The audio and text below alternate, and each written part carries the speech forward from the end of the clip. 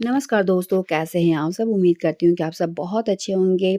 आज के वीडियो में हम जानते हैं सफला एकादशी व्रत कथा के बारे में, क्योंकि सफला एकादशी का जो तिथि है, सफला एकादशी का महत्व क्या है, एकादशी कब है, जो कि 7 तारीख को और इसका समापन 8 तारीख को है, सब कुछ मैंने चैनल पे डाल दिया। वहाँ से आप वीडियो को अच्छे से देखें।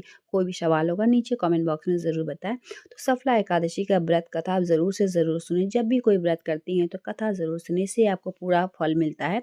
लेकिन अगर व्रत नहीं करती है तो कुछ नियम ज़रूर कर लें और साथ ही आपको कथा भी ज़रूर से ज़रूर सुनना चाहिए। तो चलिए सफला एकादशी का व्रत कथा के बारे में जानते हैं। प्राचीन काल में चंपावती नगरी में महिष्मा नाम का एक राजा राज्य किया करता था। वो भगवान श्री हरि की कृपा से उसके 4 पुत्र थे, किंतु उन सभी पुत्रों में लुम्बक नाम का सबसे ज्येष्ठ यानी सबसे बड़ा पुत्र जो था वो महापापी और दुराचारी था। वह अधर्म के मार्ग पे चलते हुए पर स्त्री गमन, जुआ, मदिरापान, वेश्यागमन और कई कुकर्म ऐसे करता था। पिता का पुण्य से अर्जित किया हुआ जो धन था वो भी नष्ट करता था। वह सदैव ब्राह्मण, देवता, वैश्य, ऋषि, संतों की निंदा किया करता था। उसे किसी भी जाति में, धर्म में कोई रुचि नहीं थी। एक समय जब उनके परम धर्मात्मा पिता को उसके कुकर्मों के विषय में ज्ञात हुआ तो उसी क्षण वो उसे नगर से बाहर ढकेल दिए। नगर से दूर होते ही लुम्पा की बुद्धि ने उसका साथ छोड़ दिया। उसे यह कुछ भी समझ में नहीं आ रहा था कि इस अवस्था में वो क्या करे और क्या नहीं करे। भूख से व्याकुल होकर वो अन्य जीवों को मारकर खाने लगा और धन की लालसा में रात्रि में वो अपने ही नगर में चोरी किया करता था और निर्दोष नगरवासियों को परेशान किया करता था। महापाप करने लगा। कुछ समय पश्चात सारी नगरवासी उससे भयभीत होने लगे। निर्दोष जीवों को वह मारने लगा और बुद्धि जो था वो बिल्कुल कुपित हो गया था। कई बार राजसी सेवकों और नगरजनों ने उसे पकड़ा, किंतु राजा के भय से उसे छोड़ भी देते थे। वन के मध्य में अति प्राचीन और विशाल पीपल का वृक्ष था। वह इतना प्राचीन था कि कई नगर जन उसे भगवान की तरह ही पूजा करते थे। वहीं लुम्पक को इस वृक्ष की छाया अति आनंद प्रदान करती थी। इसी कारणवश वह भी उसी वृक्ष की छाया में अपना जीवन व्यतीत करने लगा। इस वन को लोग देवताओं को क्रियास्थली भी मानते थे। कुछ समय बीतने पर आने वाले पौष माह के कृष्ण पक्ष के 10वीं तिथि की रात्रि में लुम्पक वस्त्रहीन होने के कारण शीत ऋतु के चलते वो पूरी रात्रि सो न सका और उसके शरीर के अंग जकड़ गए थे। सूर्योदय होते होते वह मूर्छित हो गया। अगले दिन एकादशी के मध्याह्न दोपहर के समय सूर्य की गर्मी से उसकी मूर्छा जो थी वो दूर हो गई। रात्रि जागरण और कई दिन से आहार न करने की वजह से वो बहुत आसक्त हो गया। गिरता संभलता आज वह फिर भोजन की खोज में वन की तरफ निकल पड़ा। आसक्त होने के कारण वह आज इस स्थिति में नहीं था कि पशु का आखेट कर सके।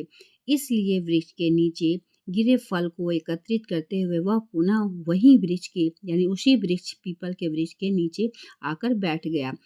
तब तक सूर्यास्त होने को था। एकादशी के महापर्व पर आज उसने अनजाने में व्रत उसका हो चुका था, यानी वो कुछ भी नहीं खाया था तो व्रत उसका हो चुका था। अत्यंत दुख के कारण वह अपने आप को प्रभु श्री हरि को समर्पित करते हुए कहने लगा, हे प्रभु, अब आपके ही है ये फल, आपको ही समर्पित करता हूँ। आप भी तृप्त हो जाइए। उस दिन भी अत्यंत दुख के चलते वह पूरी रात्रि सो न पाया। उसके इस व्रत उपवास से भगवान अत्यंत प्रसन्न हुए। प्रातः होने पर वह एक अत्यंत सुंदर अश्व सुंदर परिधान से सुसज्ज उसके सामने आकर खड़े हो गए और उसी क्षण एक आकाशवाणी हुई, हे राजपुत्र, श्री नारायण की कृपा से तुम्हारे सर्व पापों का नाश हो चुका। अब तुम अपने राज्य अपने पिता के पास लौटकर उनके राज्य ग्रहण करो। आकाशवाणी से सुन प्रसन्न चित्त होकर सुंदर परिधान धारण कर भगवान श्री हरि का जयकारा लगाते हुए वह अपने राज्य को प्रस्थान कर गया। वहां राज्य में राजा को भी इस बात की पुष्टि हुई कि वह पापी पुत्र का पाप जो था वो नष्ट होकर राजा ने भी उसे सहर्ष स्वीकार करते हुए अपना राजपाट सौंप दिया और खुद वन की ओर लौट गए। अब लुम्पक श्री शास्त्र अनुसार राजपाट चलाने लगा था। उसका सारा परिवार पुत्र स्त्री रहित भगवान श्री हरि का परम भक्त बन चुके थे। वृद्धावस्था आने पर भी वह अपने सुयोग्य पुत्र को अपने राजपाट सौंपकर वन की ओर तपस्या करने चला गया और अंत में उसे बैकुंठ की प्राप्ति हुई। अतः जो भी मनुष्य अपने जीवन काल में इस सफला एकादशी का व्रत करता है, उसे अपने अंत समय भी निसंदेह मुक्ति की प्राप्ति होती है। और जो मनुष्य इस सफला एकादशी यानी पतित पावनी एकादशी का व्रत नहीं करता है, वो सींग और पूंछ रहित पशु के समान है। इस सफला एकादशी की कथा जो भी मनुष्य श्रवण या पठन करता है, उसे अश्वमेध यज्ञ की फल की प्राप्ति होती है।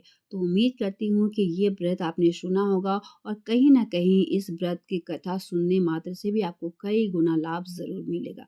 तो उम्मीद करती हूँ कि ये वीडियो आप लोगों के लिए काफ़ी हेल्पफुल रहा हो। वीडियो अच्छा लगे तो लाइक, चैनल को सब्सक्राइब भी ज़रूर करें। मिलते हैं एक नए वीडियो के साथ, तब तक के लिए धन्यवाद।